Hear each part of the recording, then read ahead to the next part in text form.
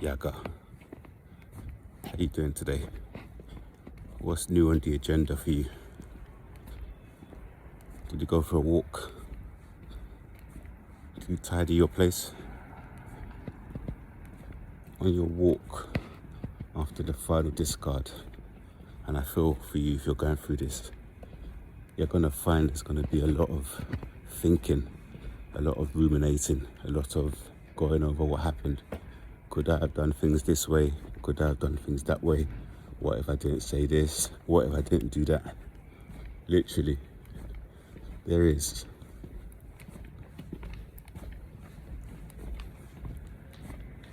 Nothing you could have said or done to have changed the outcome of whatever happened to you. Now, with these narcopaths, we do play our part. We do ignore the pink flags, which end up being crimson red. And that's something that we have to deal with, and we have to heal, and we have to self-reflect. That being said, these narcopaths and even their family and their closest circles, they know that you are being put through the ringer. They know that it is a time game. It's a process. The process is, or the stages are, love bomb, which is the idealization stage when they put you on a pedestal. The second stage is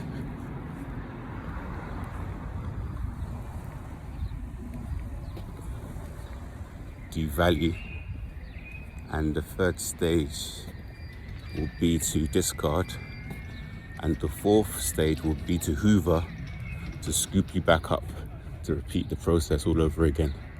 That is the cycle of these people. Now,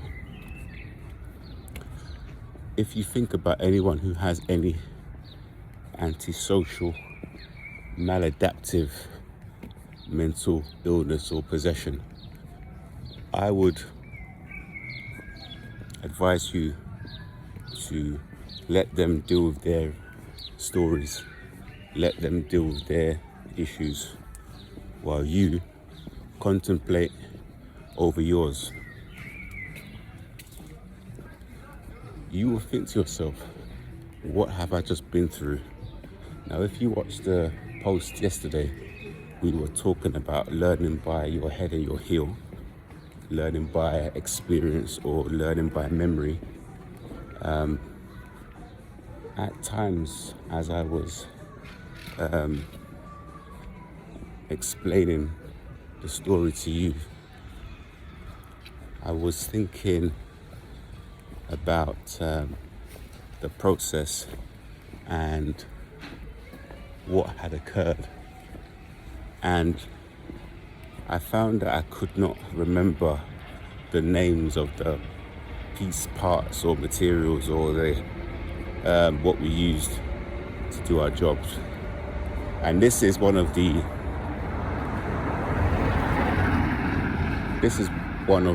after effects of going through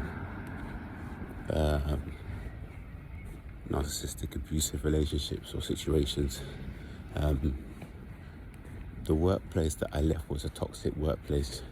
So even though it wasn't a love interest, it was a relationship in terms of life situationship, where there was a transference of energy, a parasitic relationship where your energy is consistently being drained off by toxic work colleagues, toxic supervisors. Now that's what I want to speak of on this video. Your memory will be lacking. I also watched a video some time ago by a lady called, I think she was called the T on MPD, and she spoke of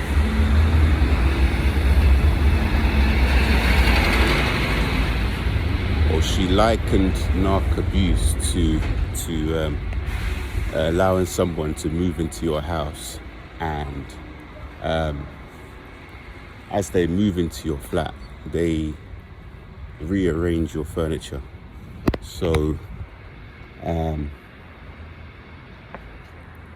when maybe you go away on holiday, maybe you actually are in the house with them, but they slowly start moving things. So it's like gaslighting. Obviously your reality is changed. What they do is they slowly start moving things around. I think there was a story, Roald Dahl, The Twits, where one of the characters would cut a piece of the leg of the chair down to give the impression that they were shrinking, something like that. I can't remember, but it's a very one of my favorite books when I was at school. But this is the sort of thing they would do. So your furniture, things would be put into the shed, and it will just start off as one thing at a time, and you will think that you are losing your memory and losing your mind. They'll move things around, and then you start questioning yourself, your ability to be decisive changes. One thing that I've noticed in my reality is tidiness and being sort of organized quality. I was always someone who, even if I didn't have certain places to put things away, everything had its place, everything had its order. I'm not in a robotic narcopath way where they label and they tidy everything like a robot. No, just in terms of being tidy and respectable and clean. And what happens after that is the only area that we have direct control of usually is us living spaces.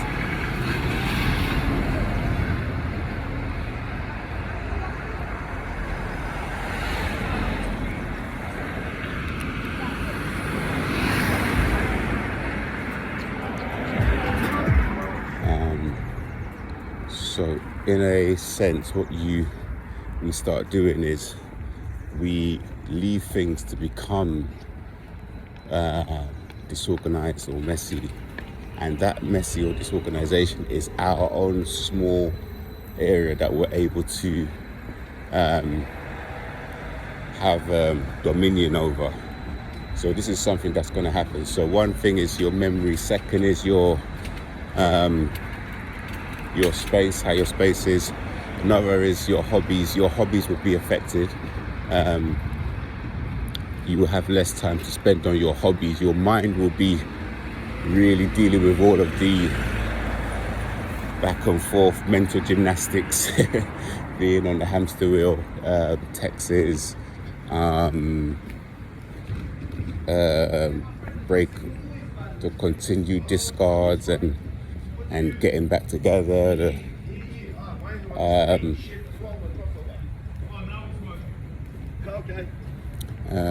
Going backwards and forth with them, them flying monkeys with your friends, confusing you, moving things around, making you actually become less decisive. So your actual job that you do, something that you've done for many years, you can lose your job because you start forgetting certain aspects of your job, certain reports that were supposed to be in that you did weekly. You forget to put those reports in. You lose your accuracy. So certain things will take you longer. So your timing goes down. Your timekeeping goes down. So when you're usually getting ready and you have a sort of routine that you keep, your routine will now be upside down.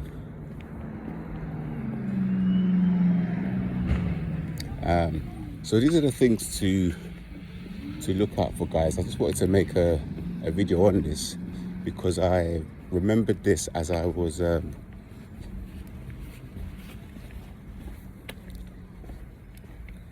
recording yesterday's edition.